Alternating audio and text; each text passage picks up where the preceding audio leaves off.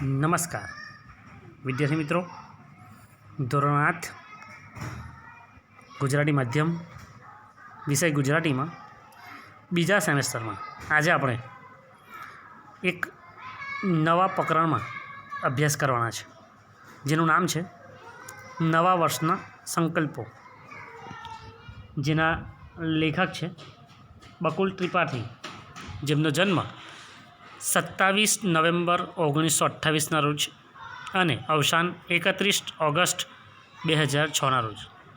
હાસ્ય લેખક બકુલ પદ્મમણિ શંકર ત્રિપાઠી નડિયાદના વતની હતા. તે અમદાવાદમાં વાણિજ્ય સંચાલનના અધ્યાપક હતા.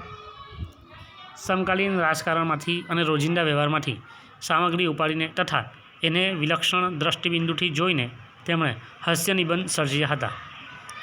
સચરાચરમાં અને દ્રોણાચાર્યનું સિંહાસન એમના જાણીતા નિબંધ સંગ્રહ છે. વર્તમાન પત્રોમાં આવતી રોજબરોજના બનાવોને સ્પર્શતી એમની હાસ્ય કટાક્ષિકાઓ લોકપ્રિય બની હતી. હવે આપણે આ પાઠની વિગતે વાત કરીએ. મિત્રો, નવા વર્ષના સંકલ્પો. નવું વર્ષ એટલે એમ તો નવા વર્ષ જુદી રીતે લોકો નવા વર્ષને ગણતા હોય, જેમ કે કેલેન્ડર વર્ષ તો કે 1 જાન્યુઆરીથી, એજ્યુકેશન વર્ષ તો કે જૂનની જે તારીખથી શાળા શરૂ થતી હોય તે, ત્યારબાદ નાણાકીય વર્ષ 1 એપ્રિલથી 31 માર્ચ. તે રીતે ધર્મની વાત કરીએ તો ધર્મની રીતે પાછી નવા વર્ષની વ્યાખ્યા જુદી હોય કે ભાઈ હિન્દુ હોય એટલે દિવાળી પછીનો દિવસ એટલે નવા વર્ષથી ચાલુ. મુસ્લિમ હોય તો રમઝાન ઈદના દિવસથી. તે રીતે પારસીઓ માટે પતેતી, ખ્રિસ્તીઓ માટે જે નાતાલ હોય તે નાતાલની ઉજવણી પછી. તો અહીં લેખક હિન્દુ ધર્મને ધ્યાનમાં રાખીને નવા વર્ષના રોજ જે લોકો સંકલ્પો લે છે એ સંકલ્પની વાત અહીં કરી છે. એમ તો સંકલ્પ આપણે નવા વર્ષ ઉપરાંત પર જન્મદિવસ હોય ત્યારે, કોઈ કથામાં જવાનું થાય ત્યારે, અથવા તો કોઈ બ્રાહ્મણ કે પંડિત આપણા ઘરે આવે ને આપણે તેમની સામે પણ ઘણી વખત સંકલ્પો લેતા હોય છે. નવા વર્ષના દિવસે જે સંકલ્પો લેવામાં આવે છે તે કેટલાક ટકાઉ હોય છે. કઈ રીતના લોકો સંકલ્પ લે છે, કઈ રીતે પાડે છે, તે વિશે લોકો શું વિચારે છે, શું માને છે, તે અંગેની વાત આ પ્રકરણમાં કરવામાં આવી છે. નવા વર્ષના સંકલ્પો. વિદ્યાર્થી મિત્રો, હવે આપણા પાઠને જોઈએ કે નવા વર્ષના સંકલ્પો. આજથી આખું વર્ષ વહેલા ઉઠવું છે, આ એક સંકલ્પ. બીજો, હવેથી નિયમિત નોંધ પોથી રાખવી. મોટેભાગે લોકો ડાયરી લખતા હોય, નોંધ પોથી. આજ પછી કસરત ન કરી હોય તે દિવસે જમવું નહીં. એટલે સીધી રીતે કહેવું છે કે હવે દરરોજ જ કસરત કરવી, અને જે દિવસે કસરત ન કરીએ તે દિવસે શરીરને એટલે તે દિવસે જમવું નહીં, શરીરને કષ્ટ આપવું. કદી ચા ન પીવી. આ સંકલ્પ ઘણા બધા લોકો લેતા હોય છે. હંમેશા 1.5 કલાક કાઢવું, એટલે કે રેંટિયો કાઢવો. તે 3 કલાક વાંચવું જ. દરરોજ 3 કલાક વાંચવાનો પણ કેટલાક લોકો સંકલ્પ લે. રોજ ગીતાનો એક શ્લોક વાંચવો અથવા મોઢે કરવો. પાઈનો વ્યવસ્થિત હિસાબ રાખવો. જેમ વેપારીઓ હિસાબ રાખે ને તેમ લોકો સંકલ્પ. આ બધા સંકલ્પો લોકો લેતા હોય છે નવા વર્ષના દિવસે. એવું કહેવાય છે કે નવા વર્ષના દિવસે જે કાર્ય આપણે કરીએ તે કાર્ય આખું વર્ષ થયા કરે. એટલે અહીં લેખક સંકલ્પની વાત કરે છે. આગળ આ પાઠમાં આપણે જોઈશું. આપણે આટલા થોડા દ્રષ્ટાંતરૂપ સંકલ્પો જોયા.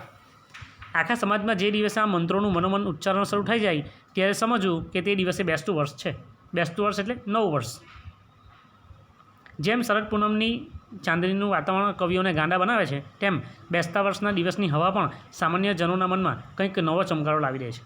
એવું કહેવાય છે કે શરદ પૂનમની રાત્રે ચાંદનીનું એટલે ચંદ્રમાનું જે વાતાવરણ છે એ કવિઓને ગાંડા બનાવે. એમાં તેઓ અદ્ભુત રચનાઓ રચે છે. તે જ રીતે બેસતા વર્ષના દિવસની હવા પણ એવી હોય કે લોકો ઘણા બધા મનમાં સંકલ્પો લેતા હોય.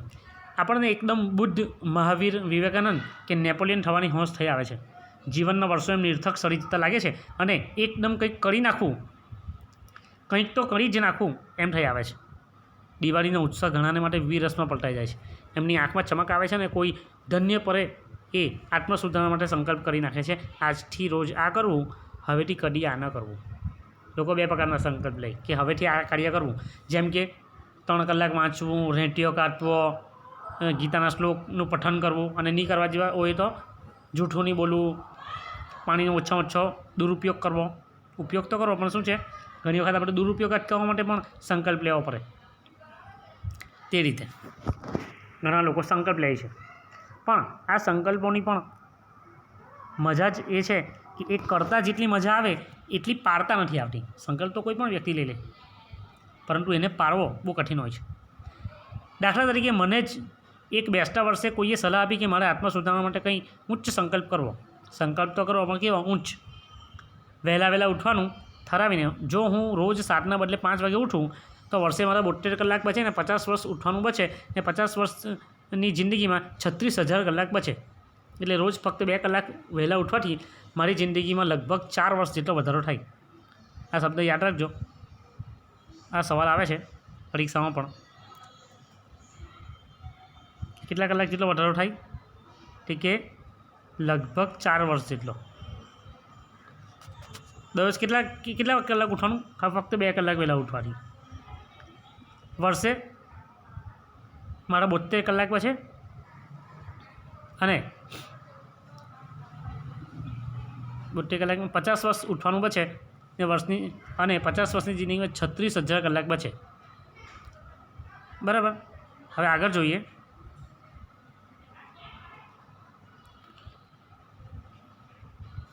એટલે આ પરીક્ષામાં પ્રશ્ન પૂછાય કે ફક્ત 2 કલાક વહેલા ઉઠવાથી રોજ ફક્ત 2 કલાક વહેલા ઉઠવાથી જિંદગીમાં કેટલા વર્ષનો વધારો થાય? 4 વર્ષનો. આ વિચારથી ભોરવાઈને મેં તો સંકલ્પ કરી નાખ્યો કે બસ કોઈ દિવસ પરોઢના 5થી મોડા ઉઠવું નહીં. એમ તો ઘણા બધા લોકો એવા હોય જે સૂર્ય માથે આવે ત્યારે ઊંઘમાંથી જાગતા હોય, પરંતુ એવું કહેવાય છે કે જે વ્યક્તિ સવારે વહેલા ઉઠી જાય તેના માટે દિવસ ખૂબ જ લાંબો બની જાય અને ધારે તેટલા સરળતાથી કાર્ય કરી શકે. બેસતા વર્ષને દિવસે તો જાણે 5 વાગે ઉઠાયું, પણ એ દિવસના થાકને લીધે બીજની સવારે તો 7:30 જ ઉઠ્યો. પછી પાંચમ સુધી તો જાણે દિવાળી જ કહેવાય, એટલે મોડા ઉઠવામાં વાંધો નહીં. છઠ્ઠે દિવસે 5 વાગે જ ઉઠવું હતું, પણ બન્યું એવું કે બીજે દિવસે 5 વાગે ઉઠવાનું છે. એ વિચારથી પાંચમની રાત્રે મને એટલી બધી ચિંતા થઈ કે રાતના 2 સુધી ઊંઘ જ ના આવી.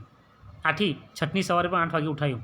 છતાં સાતમે દિવસે તો સંકલ્પ તાજો કરીને એલાર્મ ગોઠવ્યું હોય ખરું, પણ બીજે દિવસે 8:30 જ ખબર પડી કે કાંટો ખોટો ગોઠવાયો. પહેલાંના સમયમાં ઘડિયાળનો કાંટો તે રીતે એલાર્મ આવતી હતી મોબાઈલમાં, આપણે ઘડિયાળમાં. હવેના સમયમાં એલાર્મ મોબાઈલમાં આવવા લાગ્યું. પછીના દિવસે એલાર્મ ગોઠવતા ધ્યાન રાખ્યું તો વળી ઘડિયાળ બગડી ગયું અને વહેલા ન ઉઠાયું. કાર્તિકી પૂર્ણિમા સુધી ઘડિયાળનું સમારકામ ચાલ્યું.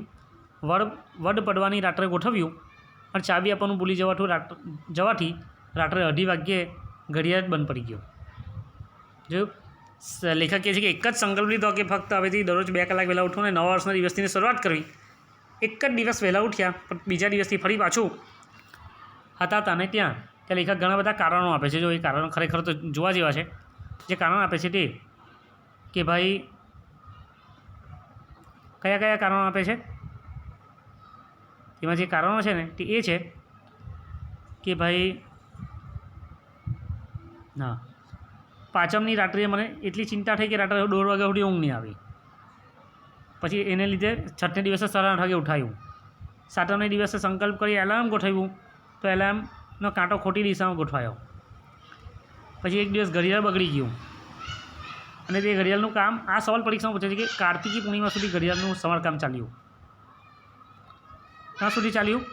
કાર્તિકી પૂર્ણિમા સુધી ઘડિયાળનું સમારકામ ચાલ્યું. હવે આગળ જોઈએ. આમ અનેક મુશ્કેલીઓ વટાવતા વડ સાતમે 5 વાગ્યે બરાબર એલાર્મ વાગ્યો. એટલે 5:30 ઉઠ્યો તો ખરો, પણ પછી વિચાર આવ્યો કે ઉઠ્યા પછી 10 મિનિટ રહીને સૂઈ જવામાં વાંધો નહીં. એમ કરવાથી કંઈ સંકલ્પનો ભંગ થતો નથી. 5 વાગ્યે ઉઠીને પાછા સૂઈ જઈએ તો એ 5 વાગ્યે તો ઉઠ્યા જ કહેવાય ને. થોડા દિવસ આ પ્રમાણે કર્યા પછી એકવાર સવારે 5 વાગ્યે સૂતા જ વિચાર્યો કે હે જીવ, આ બધી ઉપાધિ શાને? 4 વર્ષ વધુ જીવવા માટે જ ને. જીવનનો એવો મોહ છો સંતો મહાત્માએ તો જીવનની માયા મૂકવાનું કહી ગયા છે, ત્યારે હું તો વહેલો ઉઠીને માયા વધારી રહ્યો છું. હવે મોહ શું કામ રાખો? બસ તે દિવસથી એ સંકલ્પનું 12 માણસ થઈ ગયું, એ સંકલ્પ પરિભાંગ્યો, એ સંકલ્પ ફરી પાછો ક્યારેય સજીવન થયો નહીં. આગળ જોઈએ. મારી આત્મા સુધારણા તો આમ ફિલસૂફીને પંથે ચડી ગઈ. લેખકને જ્યારે એ વાતનો ખ્યાલ આવ્યો કે ભાઈ આવા 2 કલાક ઉઠવા માટે આવું વહેલું ઉઠવાનું, સંતો મહેતને આવું વહેલું ઉઠવાનું પણ શું કરવા? તે કે જીવનના 4 વર્ષ વધારવા માટે. એની કરતાં રવા દે કે આ બધું આપણે કંઈ નથી કરવું. સંતો મહંતો કહી ગયા છે કે જીવનમાં બધી માયાને મૂકી દેવી.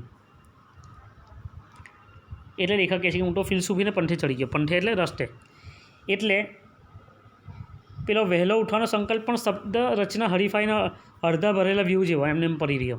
આપણે શબ્દ રચનાની હરીફાઈ જોઈએ ને, જેમાં ન્યૂઝપેપરોમાં આવે છે સુડોકુ, જેની અંદર શબ્દો લખેલા હોય, નીચે આડી અને ઊભી ચાવી ભરવાની હોય, તે જે રીતે અધૂરી પડી રહી તે જ રીતે આ પણ મારો સંકલ્પ પણ અધૂરો રહી ગયો. બેસતા વર્ષને દિવસે ઉત્સાહમાં આવી જઈને કરેલા મોટાભાગના સંકલ્પોની આ જ ગતિ છે. એટલે મોટાભાગે લોકો બેસતા વર્ષના દિવસે જે સંકલ્પ લે છે તે પછી આગળ વધતા નથી. એક જણે દિવાળીની રાતથી જ ચા છોડી દીધેલી. જો ચા છોડવાનો સંકલ્પ આવ્યો. એમનો સંકલ્પ જીવેલો પણ ખરો. 1 અઠવાડિયું, 2 અઠવાડિયા, 3 અઠવાડિયા એમણે ચા ન પીધી તે ન જ પીધી.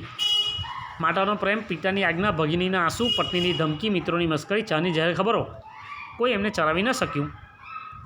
એમના એ સંયમનો મહિમા દિશામાં ગાજી રહ્યો. છેક સ્વર્ગમાં પણ એના તરંગ પહોંચ્યા અને ઇન્દ્રનું આસન પણ ડોલી ઉઠ્યું.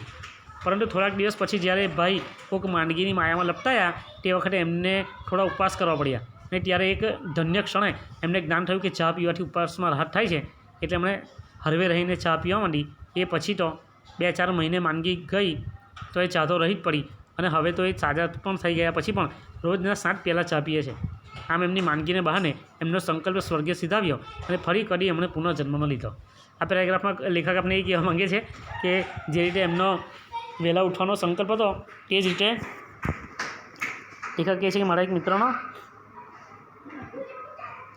મિત્રનો ચા છોડી દિવાળીની રાતથી ચા છોડવાનો સંકલ્પ કર્યો અને એ સંકલ્પ 3 અઠવાડિયા જીવ્યો પણ. એટલે એ સંકલ્પ એમણે 3 અઠવાડિયા સુધી પાડ્યો પણ. અને ચા નહીં પીધી તે નહીં જ પીધી. એમની માતાએ ખૂબ પ્રેમથી આગ્રહ કર્યો, પિતાએ આજ્ઞા કરી. એ રીતે ઘરના બધા સભ્યોએ એને કહી જોયું પણ એ કોઈની પણ વાતમાં ચલિત થયા નહીં. પરંતુ એકવાર બીમાર પડ્યા અને ડૉક્ટરે બીમાર પડો ત્યારે આપણે ભારી ખોરાક ખાવાની અથવા તો વધારે પડતું ખાવાની ડૉક્ટર ના પાડે છે. એટલે ત્યારે શરીરને ઉપવાસ જેવું જોઈએ.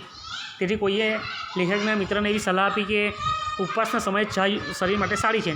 તે દિવસથી એમણે ચા પીવાનું શરૂ કર્યું. 2-4 મહિને માંદગી તો સારી થઈ ગઈ, પણ ચાનું જે વણગર છે, ચાનું જે લત છે તે તેવીને તેવી રહી. આ રીતે ફરી પાછો એક સંકલ્પ મળી પરવાડ્યો.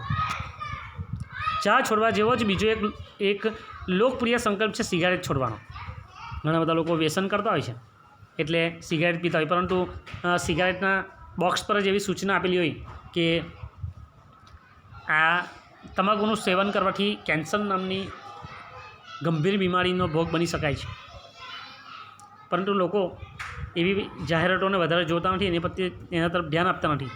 ખરેખર સિગારેટ એવું કહેવાય છે કે એક સિગારેટ પીવાવાળો વ્યક્તિ પોતાના શરીરને જેટલું નુકસાન કરે છે એની કરતાં વધારે નુકસાન એ બાજુમાં જે વ્યક્તિ જ્યારે સિગારેટ પીવાવાળો ધુમાડો કાઢે છે એનાથી પણ થાય છે.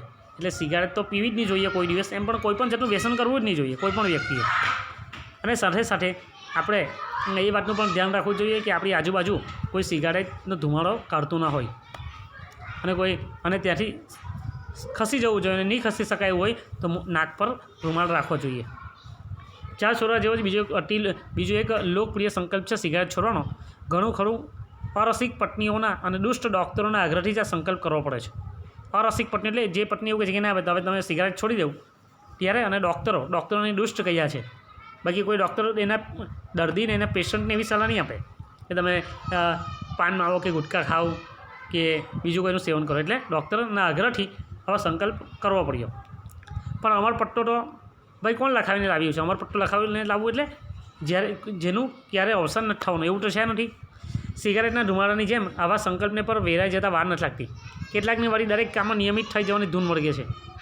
પણ એ કેટલા દિવસ જ્યાં સૂરજ પણ વર્ષમાં અમુક મહિના રોજ થોડી સેકન્ડ મોડો ઉગે છે અને પછી પાછો અમુક મહિના આઈસ્ક્રીમ પાર્કમાં આવી પહોંચતા મિત્રોની જેમ રોજ થોડી સેકન્ડ વહેલો ઉગે છે. ત્યાં નિયમિત થવાની મહેચ્છા રાખનાર પ્રામાણ માનવી તે વળી કોણ? હા, કેટલાક મહાપુરુષો નિયમિત બની શક્યા છે ખરા, પણ એ લોકો નિયમિત છે એટલે મહાપુરુષ નથી થયા, પણ મહાપુરુષ છે એટલે નિયમિત થઈ શક્યા છે. લેખક લખે છે કે ભાઈ ચા છોડવાનો સંકલ્પ હતો, પરંતુ ત્યાર પછી એક સિગારેટ છોડવાનો પણ સંકલ્પ લેવાયો, પણ તે કંઈ એટલો બધો પાડી નહીં શકાયો. અને આગળ લખે છે કે જે રીતે સૂરજ દેવતા પણ વર્ષમાં અમુક દિવસ વહેલા થોડા સમય વહેલા ઉગે ને થોડા વહેલા સમય મોડા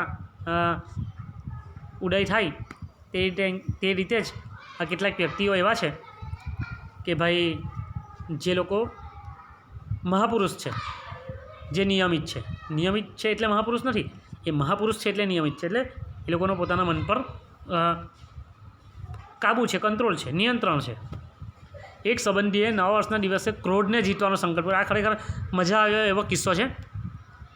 લેખક લખે છે કે એક સંબંધીએ નવા વર્ષને દિવસે ક્રોધને જીતવાનો સંકલ્પ કરેલો. આમ તો એ વાતમાં ચીરાય, પાન ખરતા પીરાય એવા સ્વભાવના, બહુ ગુસ્સાવાળા. પણ બેસતા વર્ષને બીજે દિવસે સવારે તો આ સંકલ્પના સંતોષમાં મલકાતા મુખે એમણે પત્નીને પૂછ્યો. એક લેખકના એક મિત્રએ સંકલ્પ લીધો કે હવે આપણે ગુસ્સો નહીં કરવો. જે માણસ સૌથી વધારે ગુસ્સો કરતો તે આવો સંકલ્પ એટલે ગરવાને રાહત થઈ જાય કે હસ, અને એક સરસ સંકલ્પ લીધો છે. જોજો, તેઓ આ સંકલ્પના સંતોષમાં મલકાતા મુખે એમની પત્નીને બૂમ પાડી, અરે સાંભળે છે કે શું છે? અંદરથી જ શ્રીમતીએ જવાબ આપ્યો. શ્રીમતી એટલે એમની પત્ની. હવે અહીં આવતો ખરી? એટલે પત્ની જવાબ છે, પણ છે શું? લ્યો કહો, શું કામ છે? જો, એમણે સ્મિતથી શોભતા મુખડે કહેવા માંડ્યું, ગઈકાલથી મેં નક્કી કર્યું છે કે કદી કોઈના શબ્દોથી અકરાવું નહીં. હોય દુનિયા છે, કહીને હસી નાખવું. ઠીક, પત્નીએ પાછા ફરવા જતાં કહ્યું.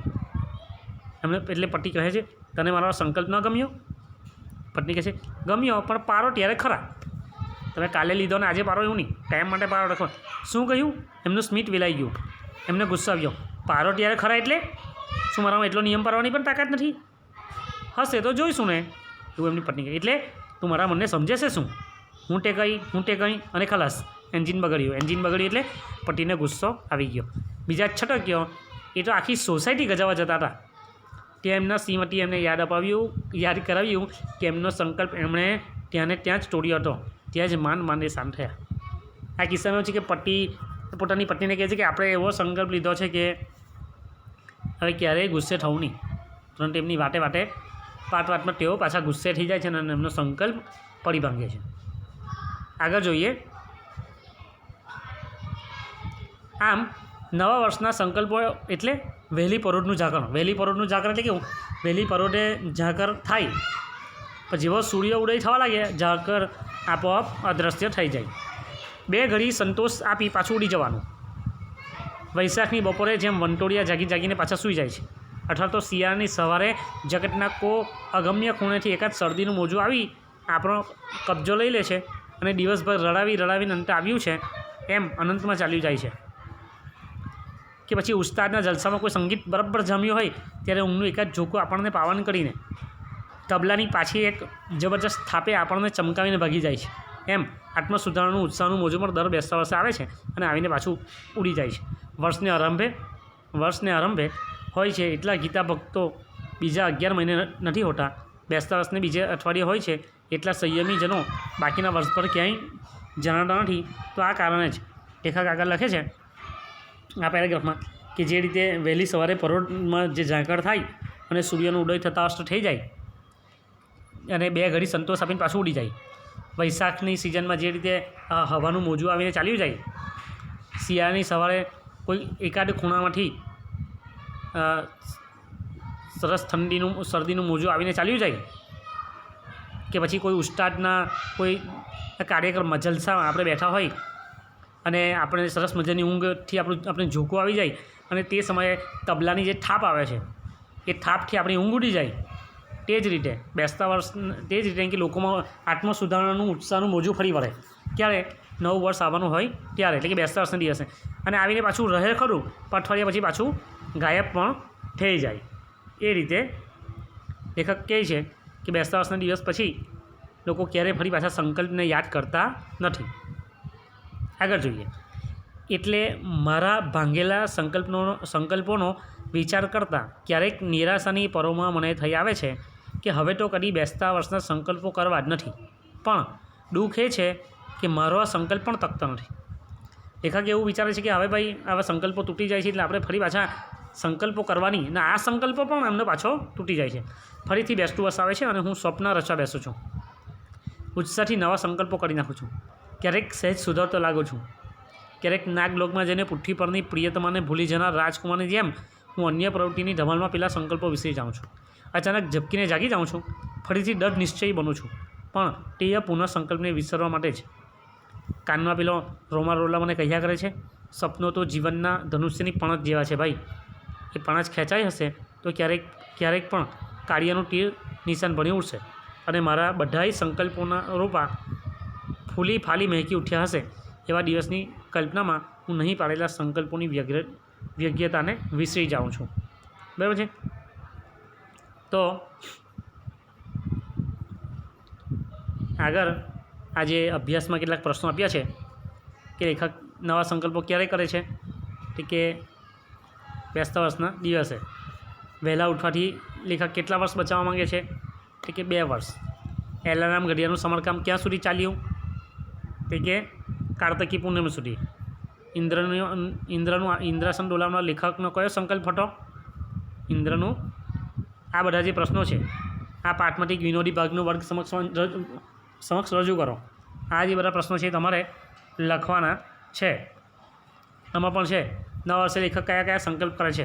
પહેલા પેરેગ્રાફમાં બેસતા વર્ષે સામાન્ય જનોના મનમાં કયો વિચાર આવે છે, લેખક વહેલા ઉઠવાનો સંકલ્પ કેમ કર્યો, ચા છોડી દેનાર માણસે ફરીથી ચા પીવા માટે શા માટે શરૂ કર્યું. એમ બધા પ્રશ્નોનો ઉત્તર આપણે લખવાના છે. હવે આ પાઠ તરફ ફરી પાછા જતાં આ એકમમાં આપણે જાણવા મળ્યું, શીખવા મળ્યું કે ઘણા બધા લોકો એવા હોય છે જે નવા વર્ષના દિવસે સંકલ્પ તો લે છે પરંતુ સંકલ્પ લાંબા સમય સુધી તકતા નથી. નહીં, હાસ્યનું મોજું ઉત્પન્ન થાય છે જુદા જુદા પ્રસંગોમાં. અને આપણે પણ જીવનમાં કોઈ પણ સંકલ્પ લઈએ તો એને પૂરા મજબૂત મનોબળથી અને સચ્ચાઈથી, ઈમાનદારીથી સંકલ્પો પાડવા જોઈએ. અને બીજી વાત કે સંકલ્પ કયો લીધો છે અથવા કયો સંકલ્પ લઈ રહ્યા છીએ એ મહત્ત્વનું નથી. એ સંકલ્પને આપણે કેટલા સમય સુધી અમલ કરી શકીએ છીએ એ મહત્ત્વનું છે. હવે આપણે બીજા પ્રકરણમાં ફરી પાછા મળીશું. ત્યાં સુધી નમસ્કાર.